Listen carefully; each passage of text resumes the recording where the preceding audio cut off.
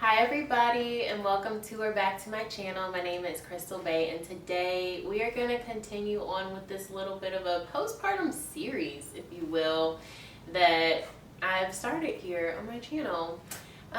This topic is a little bit heavier on my heart because it kind of deals with just the joy and grief that you can experience during postpartum, especially with like a rainbow baby of sorts, a baby that you have after a miscarriage. There were a lot of things in my pregnancy and in particularly like Alora's birth and delivery and laboring process that were really triggering for me. So I'm just going to be very transparent and talk about some of those things because I know that I'm not alone in this journey, and I'm very young, right? I'm 25, and I haven't really heard of a lot of 25-year-olds or like younger women having these experiences. So I want to talk about it from that perspective as well. And hopefully this helps someone if you find yourself in a similar position. And if you do, I'm very sorry for your loss, but there's joy that comes after that. So stay tuned.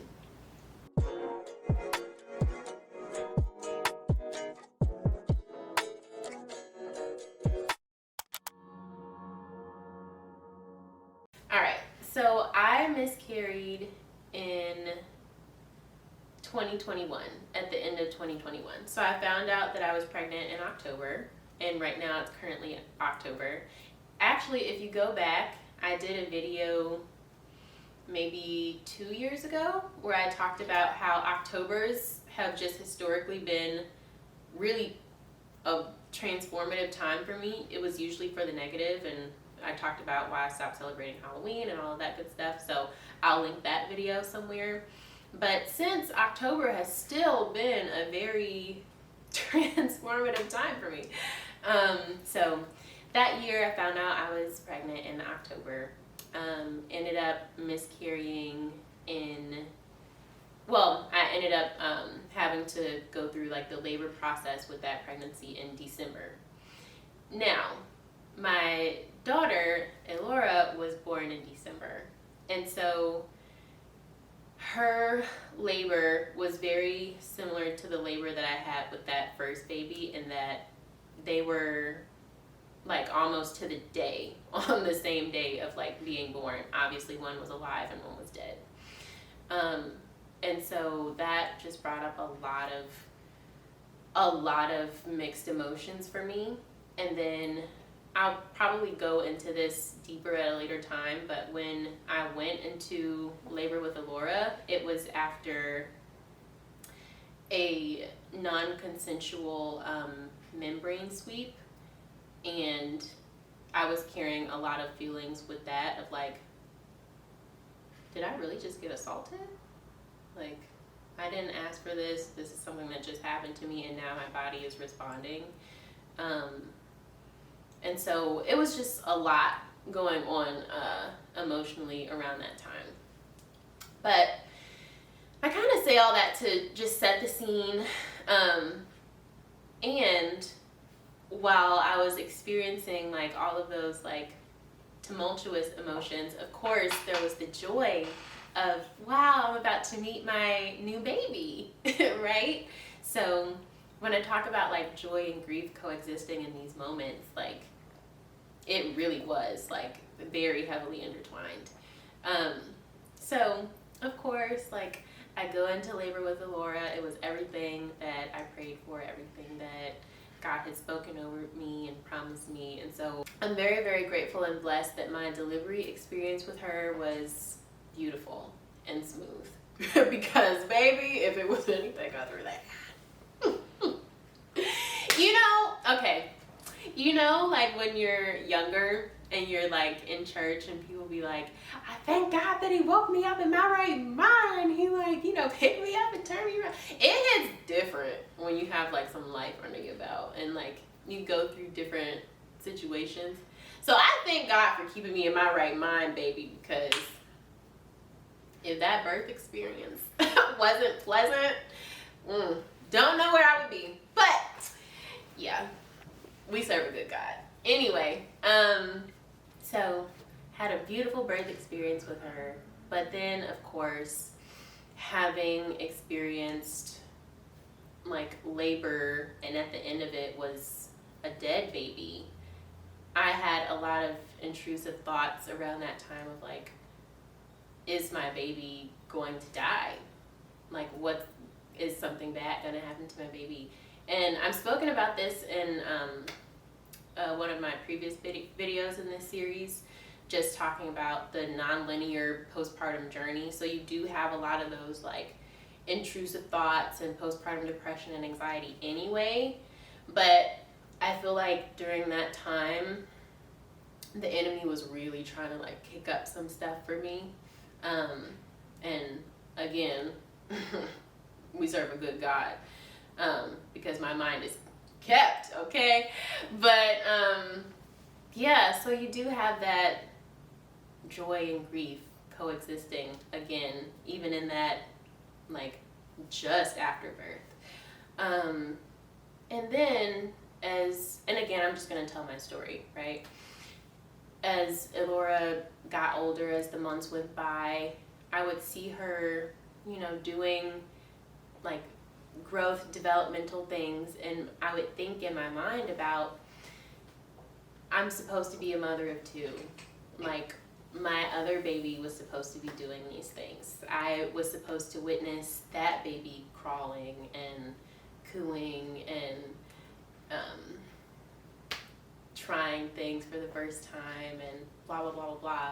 And I found myself pretty often, like pretty regularly in my head, while experiencing the joyous moments with her, contemplating what it would have looked like, and even comparing her to I know I keep saying the word dead, and I know that's probably very triggering, so please bear with me, but comparing my living baby to a dead baby who would never get to experience those things, right? So that season of her first being born was really difficult for me to walk through, aside from all the postpartum stuff, right? And it kind of finally got to a breaking point where I literally had to be delivered from that mindset on a spiritual level, because birth and pregnancy really is it's a physical experience, but it's such a spiritual experience as well. And it opens a lot of doors for really a lot of things. And for me, it opened the door of, depression and anxiety and intrusive thoughts in that way. So, those spirits of anxiety and spirits of, because those things are spiritual as well. They, there's obviously like a mental and chemical component, but there is a very real spiritual component to those things. And I feel like in my experience, that's what I was dealing with, to the point where I had to receive deliverance, like on my floor, laid out, like literally feeling the weight lift off of me as those spirits left me, type thing.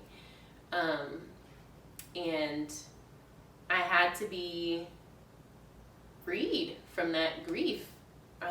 It reminds me of when Moses died, right, in the Bible, and God buried his body somewhere that the Israelites will never see, and he would never be found, because it was more important for the Israelites to remember his legacy and carry on the assignment. And you can get so caught up in a place of grief where you are comparing, oh, this is good, because their next leader would be Joshua, right? And you can get so caught up in a place of grief where you're comparing the new to the old, and the thing that has passed away, and the thing that has served its purpose, and whatever. And that's what I was doing, literally. I was comparing Elora to a baby that I would never get to meet, right? and not letting her, you know, be in the fullness of who she is, because I'm comparing her to someone who I've, you know, whatever. And that stuff is very real, guys. Like, it's very real. I never thought that this would have been anything that I've walked through. So thank God it's, you know, over and it's done with, and that was a season. But it can happen, because it happened to me. What was I saying? I was saying all that to say something. I was saying all that to say, you know what? I don't even remember what I was saying all that to say. Thanks for listening, though. But yeah, joy and grief, man. Joy and grief. It's kind of two sides of the same coin, or it can be, in certain instances and certain seasons. And I guess this is kind of just like a story time. I don't really have any nuggets. Well, I guess maybe I did have some nuggets here and there. But yeah, that's my story. Hopefully this isn't something that you walk through, but if you have gone through that, know that you're not alone. Know that it is, I'm not going to say it's normal, but it's something that can happen. So you're not isolated in that experience. That's the other thing. I felt very isolated in my experience with this, because it's like, I have been blessed with my double portion, but why do I feel so sad? You know? So if this in any way makes you feel less isolated, I hope that that's enough in this season. And know that the grief will pass away. There's a time to grieve, sure, but then there's a time to step into the fullness of joy. So yeah, that's all I have to say on that. Thank you so much for watching this video. Be sure to like, comment, subscribe, share. I would love to speak with some people in the comments, or even shoot me some DMs, because y'all be sliding my DMs and I appreciate that. But yeah, follow me on socials at Krystal_Bay, and turn on the post notification bell so that you're notified when I make an update. I might continue this postpartum series. Who knows? I have so much to learn, so much to experience, so much to share. So yeah, thank you for following along with me, and I'll see you in the next one. Bye.